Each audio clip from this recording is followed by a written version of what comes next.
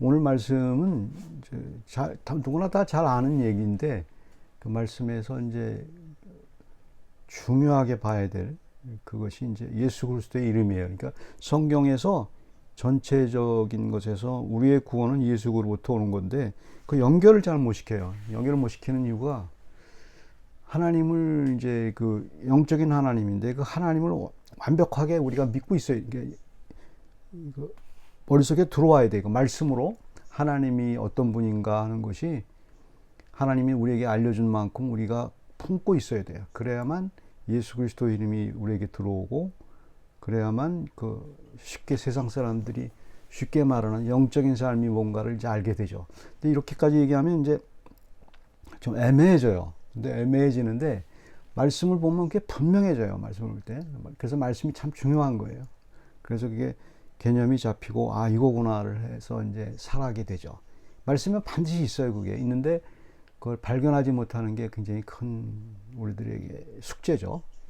그래서 오늘 그 말씀을 한번 하나님 예수 그리스도 이름이 어떻게 우리 안에 있는지 그리고 믿음이 우리는 예수 믿는 사람들 아니에요. 유대교인도 아니고 이슬람권 사람들도 아니고 그냥 구약을 읽어도 우리는 예수 그리스도의 비단에서 믿는 거 아니에요. 그게 연결이 돼야 돼요. 그래서 그거를 한번 보시면 돼요. 그러니까 쉽게 이제 우리가 알 수 있는 게 이제 뭐 말씀을 보면서 볼게요. 요한복음 1장 12절부터 보면 쉽게 얘기할 수 있죠. 영접하는 자 곧 그의 이름을 믿는 자들에게는 하나님의 자녀가 되는 권세를 주셨으니. 그러니까 우리가 이제 믿을 때 이걸 아주 수십 번 외우고 이 규절에 대해서 분명하다고 이제 믿고 있었죠. 이거 하나만으로도 이제 큰 힘이 생겨요. 근데 말씀이라는 것은 자꾸 그 하나님을 생각한다는 거는 그걸 더 깊이 알게 되는 거예요. 알게 돼서 하나님 아는 기쁨이 있어요, 우리에게. 그거를 포기하는 거는 그건 좀 잘못된 거예요.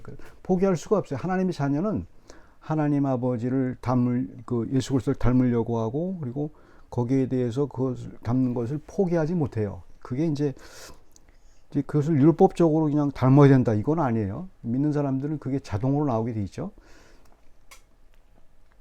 그래서 영접하는 자, 그러니까 예수 그리스도 이름을 그다의 구주로 믿는 사람들에게는 하나님의 자녀가 되는 권세가 있다는 말입니다. 근데 이게 하나님의 자녀가 우리가 생각할 때 이제 우리 부모로부터 내가 나왔고 내가 아이를 낳았고 그래서 이렇게 생각하게 되잖아요. 우리 생각에서는 영적이라는 건 뭐냐면 이걸 갖다 말씀으로 생각을 해야 돼요. 어떻게 된 건지 정확하게 얘기해야죠. 그리고 그러니까 13절에 그게 나오죠. 이는 혈통으로나 육정으로나 사람의 뜻으로 나지 아니하고 혈통, 육정, 사람의 뜻 이건 뭐 부모로부터 오는 그런 것으로 태어나는 게 아니고 오직 하나님께로부터 난 자들이니라. 그러니까 하나님께로부터 난다는 것은 요한복음에서 많이 나오죠. 그냥 믿음으로 아는 거예요. 믿음이 뭐냐는 걸 얘기하는 거죠. 사람들은 믿고 있으면서 믿음이 뭔지 잘 몰라요. 믿고 있으면서도 그래서 조금 믿음을 알아가는 거예요. 말씀으로 제가 아는 거죠. 그래서 하나님께 난 자들이라. 그렇게 이제 하다 보게 되면 이제 무슨 현상이 일어나냐면 어떻게 예수 그리스도가 삼위일체 개념은 뭐 당연히 이제 일어나는 일이고 그거는 이게 이제 하나님의 세계의 일이기 때문에 우리가 이해를 못하죠. 단지 그냥 성부, 성자, 성령이 계시고 그분이 우리와 함께 계시고 이렇게만 알고 있으면 되죠. 하나님이 거기까지만 알려주신 거예요. 그걸 더 이상 말할 필요 없죠. 근데 알려주신 것 중에서 내가 하나님의 자녀라는 것을 알 수 있는 그 장치를 우리에게 마련해 줬어요. 그걸 발견해 나가야 돼. 그러니까 이제 하나님 자녀가 됐어, 믿었어. 그러고 끝나는 게 아니에요. 믿음은 그런 생활이 아니에요. 믿음 생활이라는 것은 내가 하나님의 자녀라는 것을 발견해야 돼요. 이 세상에서. 이게 진짜네. 이걸 발견해내야 돼요. 그건 발견하지 못하면 뜬구름 잡는 얘기가 되는 거예요. 내가 어떻게 하나님 자녀예요? 하나님은 충분히 성경의 말씀에서 그걸 얘기해 줬고 그 성경 말씀 가운데서 우리에게 적용할 수 있도록 해주셨어요. 그래서 이제 말씀을 보는 거죠. 말씀을 그냥 막 읽는 것도 중요하지만 정확하게 그 내용을 해석하는 게 그래서 중요한 거죠.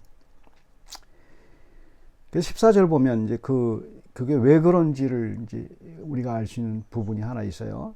말씀이 육신이 되어 우리 가운데 거하시매. 이게 말씀이 예수 그리스도예요. 예수 그리스도는 선지하신 예수 그리스도를 어렵게 설명한 오늘 찬송가에도 있죠. 천지의 이름이 이미 예수가 태어나기 전에 이름이 있었어요. 예수 이름이 창세전에 있었어요. 창세전에. 그 얘기는 무슨 얘기냐면 성부, 성자, 성령 중에서 그걸 우리가 힌트를 잡아서 알 수 있는 딱 한 부분이 있어요. 뭐냐면 예수 그리스도의 역할이 있는 거예요. 예수 그리스도는 한 분이신데 예수 그리스도 하나님은 예수 그리스도 하나님은 말씀으로 있다는 걸 알게 되는 거예요. 말씀으로 있는 거예요. 그러니까 이제 그 말씀에서 이제 그 말씀이 우리에게 육신이 됐다는 얘기는 어떤 얘기냐면 그게 성육신이에요. 그게 예수 그리스도에게 역사성으로 온 거예요. 성육신이라고 말을 하는데 그 원래 있었던 예수 그리스도, 그 말씀으로 있었던 예수 그리스도가 역사 가운데 딱 나타나신 게 이제 십자가 사건이고 예수 그리스도가 이 땅에 온 거예요. 왜? 우리 몸을 입으시고 우리 죄 때문에. 그건 이제 여러분 잘 아시는 거죠. 우리 십자가 달리기 위해서 오신 거예요. 예수 그리스도가 오신 목적은 십자가 달려 돌아가시기 위해서 오신 거예요. 그렇게 된 거예요. 그래야 이제 그 하나님이시자 동시에 인간이기 때문에 우리의 인간의 모든 죄를 다 사할 수 있고 이제 하나님이시기 때문에 그거를 믿는 사람에게 다 공통적으로 그 효과적으로 될 수 있도록 하나님이시기 때문에 인간이 죽었으면 그게 아무 소용이 없죠. 근데 하나님이 이제 대신 인간의 몸을 입고 돌아가셨기 때문에 이제 그거는 이제 거대한 하나님의 그 우리의 구원의 역사죠. 말씀에서 배운 거죠. 근데 우리가 실제적으로 알 수 있는 부분이 하나 있어요. 어떤 게 있냐면 말씀이 육신이 되어 우리 가운데 거하심에, 그러니까 성경말 우리 가운데 거하신다는 이 구절이에요. 이 구절. 우리 가운데 거하심에. 말씀이 육신이 됐다는 것은 애매해요. 이게 뭔지. 그러니까 제가 지금 막 설명을 드려도 말씀이 육신이 된 게 뭐야 도대체 이해가 안 되잖아요. 그게. 근데 이걸 또 말씀으로 풀어야 돼요. 그러니까 어거스틴이라는 학자는 말씀이 육신이 된다. 이걸 이해를 못했는데 그 뒷구절을 보고 이해를 했어요. 이해를 하고 아 이게 뭔가. 우리도 똑같이 어거스틴처럼 똑같이 이해할 수가 있는 거예요. 말씀이 육신이 되어 우리 가운데 거하심에. 우리 가운데 거한다는 말은 원래 그 표현에 이제 표현해 보게 되면은 이제 에스케노센이라는 말인데 거주한다는 뜻이에요. 우리가 예수 말씀이 우리 가운데 거주한다는 뜻인데 이 거주한다는 뜻은 스케노라는 것은 이게 그 동사에서 나왔는데 뭐 그거 알 필요는 없지만 장막에 거한다는 뜻이고 스케노스는 장막이라는 것은 성전을 말을 해요. 그러니까 이거는 제가 이렇게 설명드리면 그게 뭔데? 근데 말씀을 읽은 사람, 구약성을 읽은 사람은 그걸 눈치챈단 말이에요. 그래서 말씀이 중요한 거예요.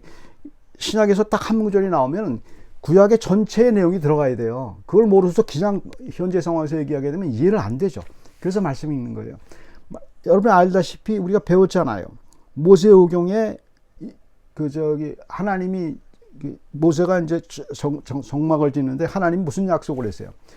성전을 짓고 성전과 똑같아요. 솔로몬의 성전이고 그러니까 솔로몬을 예를 들게요. 솔로몬이 얘기하죠. 내가 하나님을 위하여 성전을 지는 것이 소원이라고. 그랬더니 하나님 뭐라고 말씀하세요? 나는 어디에나 거하는 사람이야. 네가 있다고 해서 그렇게 된 사람이 아니에요. 근데 계약을 맺었어요. 네가 성전을 져서 거기서 예배 드릴 때 내가 너와 함께 있겠다. 그걸 해주기는 내가 거기 있는 걸로 해주겠다. 하나님이 해주겠다면 해는 거예요. 인간이 저기 아니기 때문에.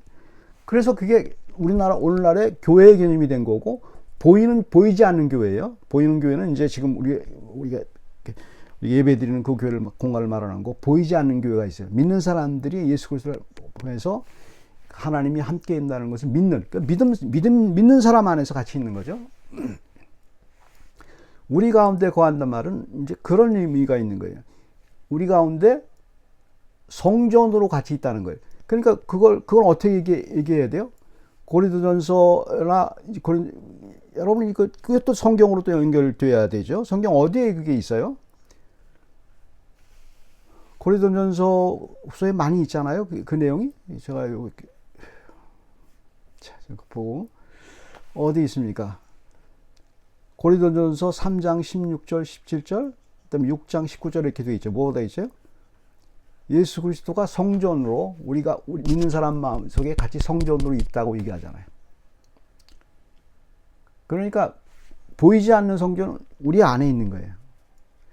너희가 그리스도의 성전인 것을 하나님의 성전이고 너희는 모르느냐 이렇게 얘기하잖아요. 네 몸 안에 성전이 있단 말이에요. 어딘가에 영적으로 있는 거예요. 그러니까 성전이 있는 거란 말입니다. 그 얘기는 무슨 얘기냐면 예수 그리스도가 나와 함께 있는 거예요. 거기서 나온 거예요. 그러니까 우리가 이해할 수 있는 하나님의 그 믿음의 부분은 삼위일체의 그 예수 그리스도가 하나님 말씀이시고 말씀이 역사적에 왔고 믿는 사람 마음속에서 성전으로 우리 안에 들어온다는 말이에요. 이게 성경이 다 하는 얘기예요. 그게 거기서 벗어나면 이단이 되는 거예요. 그게 그러니까 믿는 사람에겐 예수 그리스도가 있는 거예요. 어떻게 예수 그리스도가 믿는 사람에게 다 있어? 한 분이신데 그러니까 하나님이죠. 하나님은 믿는 사람에게 누구나 다 각자 개인적으로 있어요. 개인적으로. 그걸 믿는 거예요. 그걸.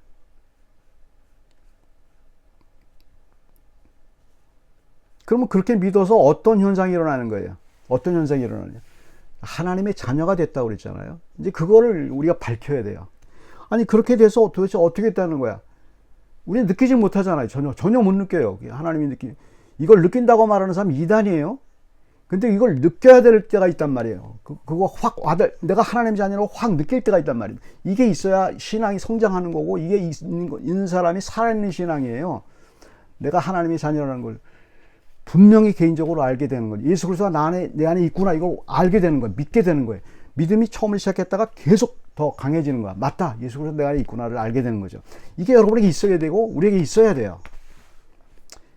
그러니까 이제 예수 그리스도가 우리 안에 거한다는 그거를 이제 하나님의 자녀라는 데서 다시 들어가면 돼요. 하나님의 자녀는 우리 인간의 자녀는 어떤 게 돼 있어요? 하나님을 닮게 되었죠. 하나님이. 근데 하나님을 닮다는 얘기는 예수 그리스도를 닮다는 얘기예요. 예수 그리스도 하나님을 위해서. 우리가 예수 그리스도가 모범을 보였잖아요.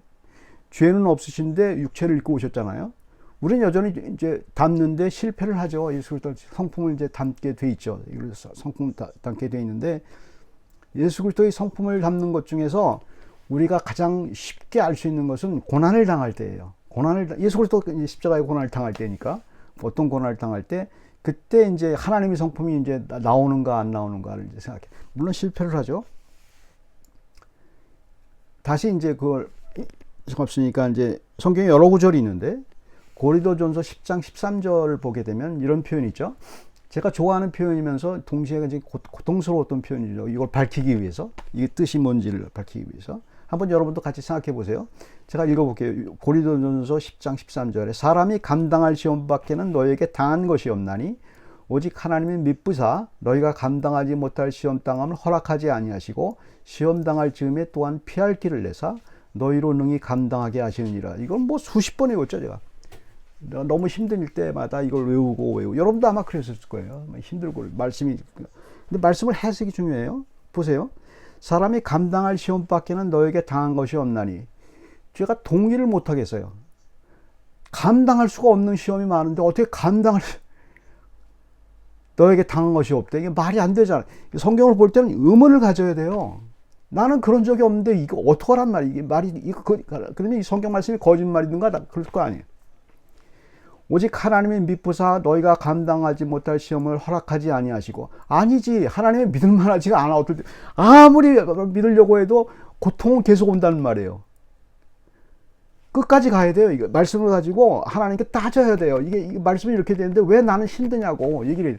그 다음 구절이 중요해요. 이 다음 구절이 거기서 많이 사람 시험당을 허락하지 아니하고 시험당할 즈음에 또한 피할 길을 내사 너희로 능히 감당하게 하시느니라.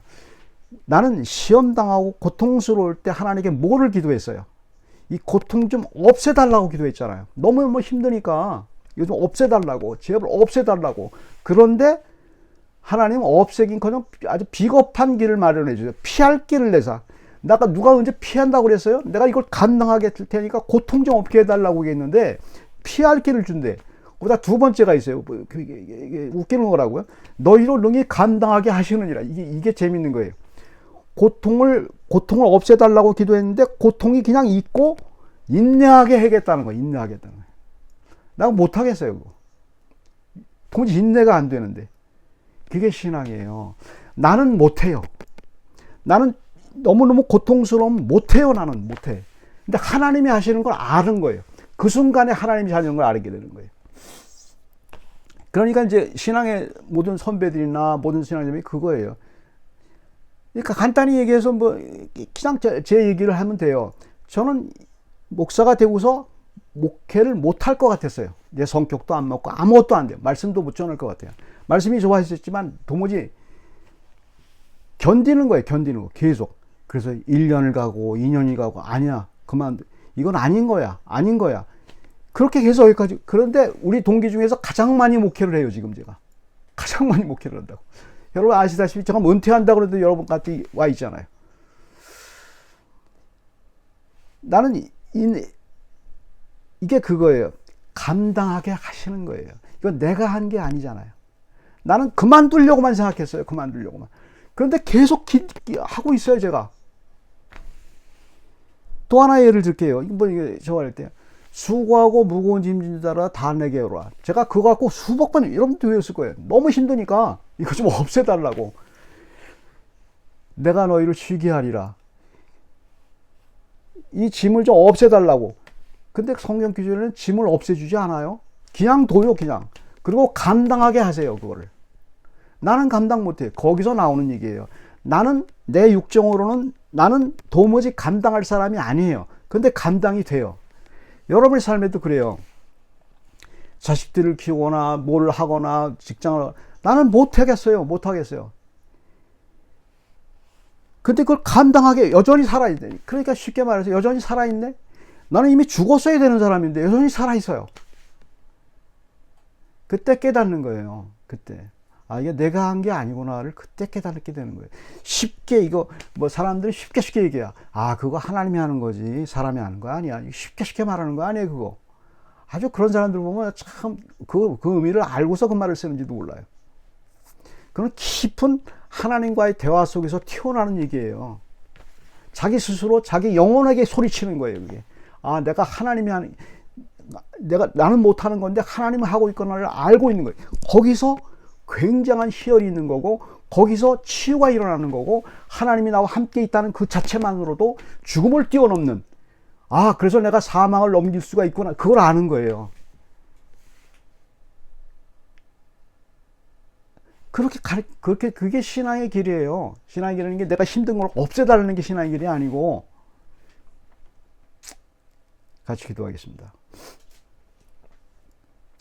사랑의 하나님, 주 예수 그리스도의 이름을 우리에게 주시고 그분이 우리와 함께 있고 우리는 잡지 못하고 갖지 못하는데 말씀 가운데서 하나님과 대화하면서 결국은 주님이 함께 하셨군요.